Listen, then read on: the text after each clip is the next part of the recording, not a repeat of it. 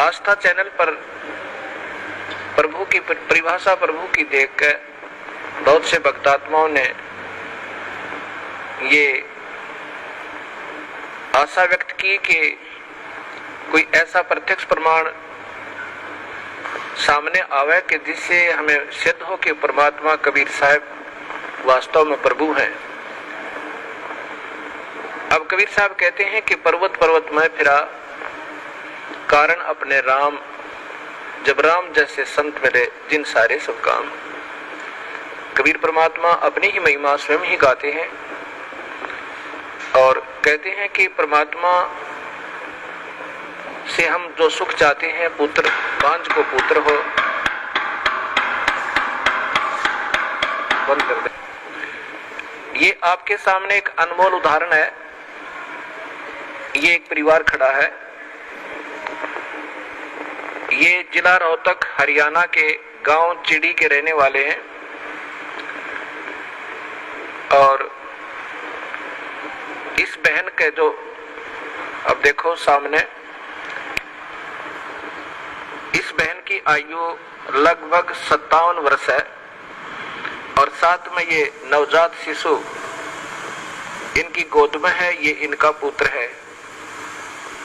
पहले ये सामने जो लड़की खड़ी है, ये सामने सुलोचना नाम की लड़की, ये बड़े वाली देखना, इसका नाम सुलोचना है। आपकी कितनी आयु है बेटी? 35 वर्ष। अब इस लड़की की आयु 35 वर्ष हो चुकी है और इसके ये 2 पुत्र और पुत्री हैं। ये पुत्री है इस लड़की की और ये पुत्र है, अर्थात इस बहन की, देखना इसको बड़ी वाली को, क्या नाम है तेरी माँ का? संतरा। संतरा की ये तो बेटी है, बड़े वाली सुलोचना नाम है, जो 35 वर्ष की है। चित्र मारे ना सारे। और ये देवती है इसकी और ये देवता और ये इनका दामाद है। इस 35 वर्ष के तक कोई संतान नहीं हुई इस लड़की के, सुलोचना के जन्म के उपरांत। अब इस बहन ने एक अपनी बहन का पुत्र भी गोद लिया। जब वो 10 वर्ष का हो गया तो उसकी मृत्यु होगी। उसकी मृत्यु के बाद ये पागल होगी। इस संतरा की ननंद गांव झांसुआ के अंदर ब्याही हुई है। वो बहुत बीमार रहती थी, सब जगह घूम ली थी, बर्बाद हो चुकी थी और कबीर परमात्मा के चरणों में आते ही कर्म दंड कटते ही वो स्वस्थ होगी। 4 वर्ष हो गए।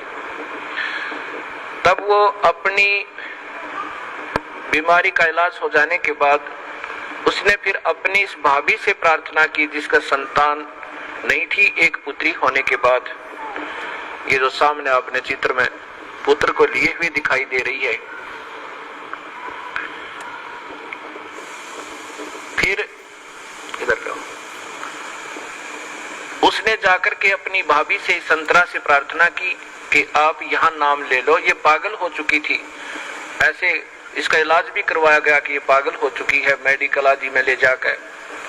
तब इसने प्रार्थना की कि आप हमारे गुरुदेव इस दास का नाम बताया, वहां चलो, उनसे उपदेश लो। कबीर परमात्मा की रजा से आपकी ये सूनी गोद भी भरी जा सके है।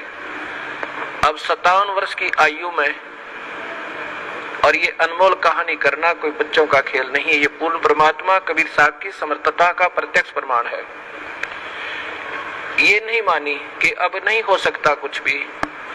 तब उसने बहुत प्रार्थना की, इसको कह सुन करके यहाँ ले आए इस आश्रम करौथा में।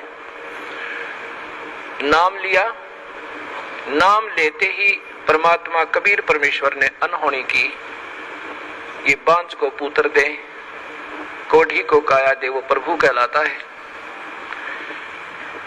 ये गर्भ रहा, ये बच्चा परमात्मा ने भेजा अपनी कृपा से।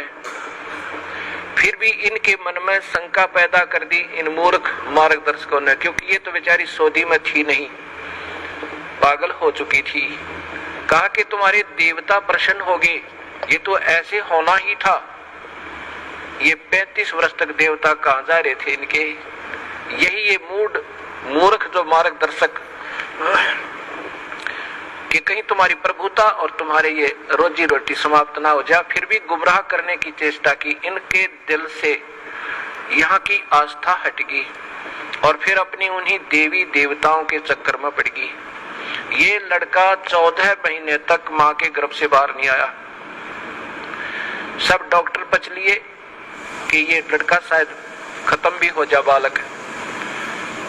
फिर वही जिसने इसको नाम दिलाया था, इसकी ननद, वो गांव गई और उसने कहा कि नादान ने जुल्म कर दिया। ऐसे प्रमाण, प्रत्यक्ष प्रमाण के बाद भी तुम्हारी बुद्धि भ्रष्ट होगी, चलो जाकर माफी मांगे, दोबारा उपदेश ले। तब ये बेचारी यहाँ आई और जो भी उन देवता का दर रखा था वो करोड़ियां बठो क्या ठा गए। नाम लेकर गई, दोबारा माफी मांगी कि मेरे से गलती होगी। तब तीसरे दिन इस लड़के का जन्म हुआ। बोलो सतगुरुदेव की जय। ये सामने आप फिर देखिए इसी पुण्य परिवार को। आज इनसे पूछ कर देखो इन्होंने कितने देवी देवता पूजे थे और क्या क्या इन्होंने ना किया होगा। और कबीर परमेश्वर ने ये सुख दिया जो पृथ्वी पर कोई नहीं दे सकता। ये वो परमात्मा है जो भाग्य के बिना भी दे सकता है। ये आपके सामने प्रत्यक्ष प्रमाण है। बोलो सतगुरुदेव की। बंदी छोड़ कबीर साहेब की। सत साहेब।